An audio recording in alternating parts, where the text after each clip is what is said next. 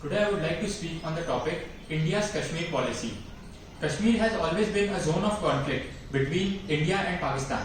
Kashmir is a state formerly was under the rule of the princely state of Raja under the rule of Prince Hari Singh. During the partition in 1947, when Britishers decided to partition India and Pakistan to make a Islamic state of Pakistan and a secular India, the ruler of Kashmir wanted to secure an autonomous zone of Kashmir, but the attack which happened by Pakistan in 1947 after the partition led to the Hindu ruler to come under India's rule and take the help from Indian military to counter Pakistan's attempts to seize it. This led to a difficult situation in Kashmir, which has still been a matter of conflict between the two countries. It has always been a pivot between the tensions of India and Pakistan.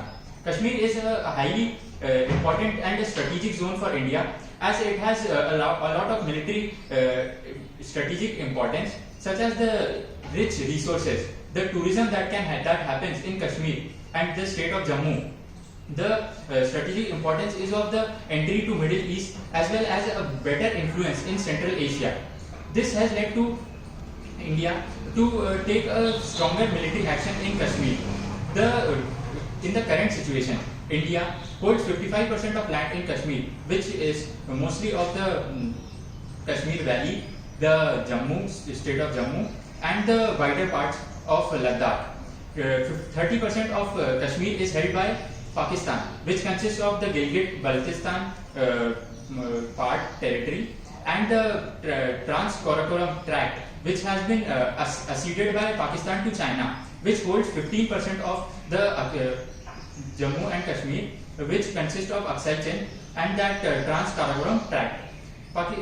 Kashmir has been a great military importance and also for tourism. So Pakistan has made a lot of efforts to keep it under its control.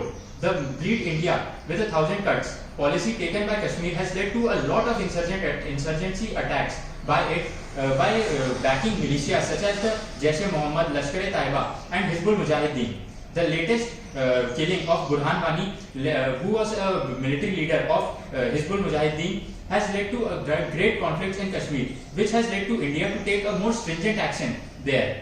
The latest abrogation of Article 370 and 35A has brought an integration to the Kashmir to the part of Kashmir and converted it into a union territory and integrated it into the centre's direct control.